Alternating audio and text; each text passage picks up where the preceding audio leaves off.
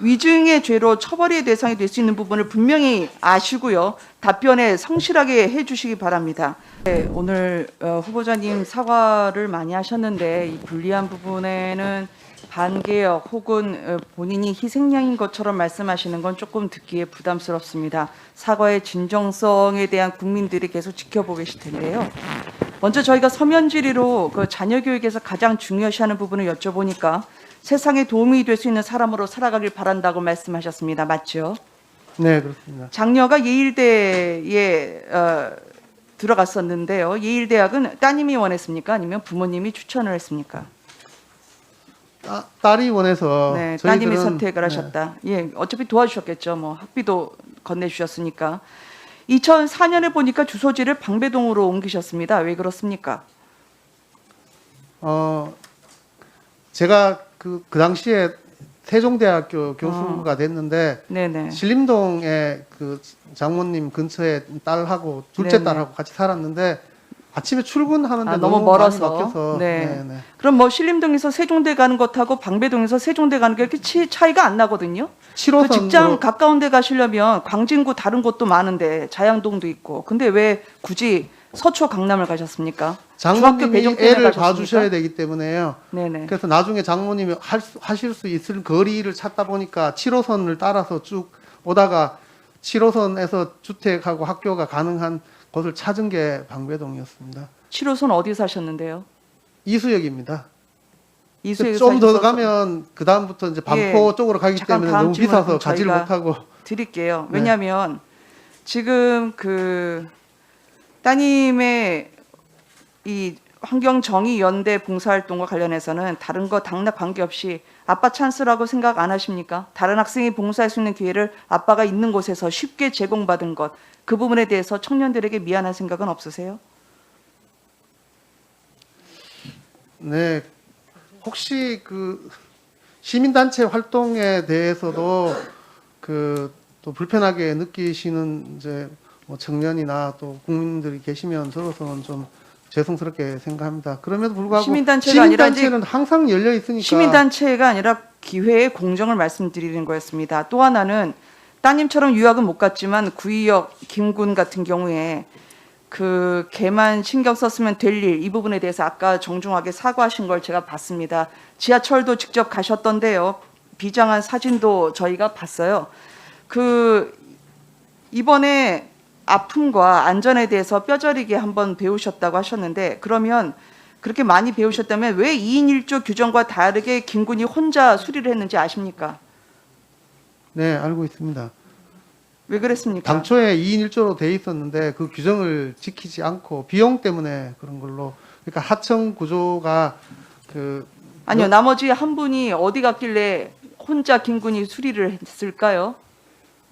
그게 2인 1조로 실제 운영되질 않고 한 명이 다 그 많은 스케줄에 따라서 작업을 했던 걸로 알고 있습니다. 아닙니다. 한 분이 신고 접수를 받았는데 그분이 떠났고 김군은 1시간 안에 현장에 도착하지 않으면 벌칙을 받았기 때문에 이분이 혼자 수리를 하신 겁니다. 그래서 선로 위에 김군을 밀어놓는 건 실수가 아니라 퇴근도 잘 안 시켜주는 고충, 그리고 실직의 두려움 때문인 겁니다. 이런 내용을 파악하지 않으시고 구조 이런 얘기를 하시면서 대충 넘어가시려는 게 국민들에게 또 사과 쇼로 비춰지는 겁니다. 그러니까 대통령 앞에 펼쳐진 동탄의 연출 쇼도 그렇게 거짓으로 비춰지고, 걔가 신경 썼으면이 아니라 장관 후보자님께서 신경을 썼으면 기획된 거짓으로 국민들에게 가슴치게 하진 않을 거라고 생각합니다. 하나 더 여쭙겠습니다. 후보자님, 마케팅 전문가로 있다가 SH에서 계약 해지된 30대 청년 기억하시죠? 네네, 잘 알고 있습니다. 무기계약직으로 전환한다는 공고 보고 여기 와서 열심히 일해서 2조 넘게 적자를 줄여줬던 청년들입니다. 그런데 열심히 일한 대가가 결국 계약 해지 해고였는데요. 후보자님, 계약 해지된 이후에 이 청년들 만나신 적이 있습니까? 네, 그 이후에도 계속 통화도 하고 문자도 보내고 또 그 전에도 직접 만나신 적이 있습니까? 네네, 당연히 그렇습니다. 몇 차례 만나서 그 직원들하고 얘기를 했고 나가서 따로 밥도 사주고 이 제도의 한계가 있으니까 좀 이해해달라고 얘기도 하고. 아니요, 이분들은 2017년 1월에 직접적으로 만난 거 외에는 여러 차례 본인들의 억울한 사정을 호소했지만 이 부분을 직접적으로 들을 기회가 없었습니다. 위증의 죄로 처벌의 대상이 될 수 있는 부분을 분명히 아시고요. 답변에 성실하게 해주시기 바랍니다.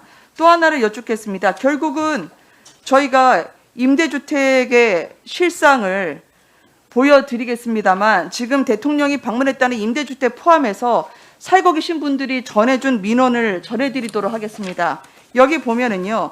1층 스위치가 없는데 그냥 2층 스위치로 살라고 하거나 스프링클러가 터졌는데 밑에 배수가 안 돼 있습니다. 그랬더니 그냥 그대로 방치를 해서 헤엄쳐 나와서 나는 불이 나면 그렇게 구조돼야 됩니까? 라고 얘기하시는 분들이 있습니다.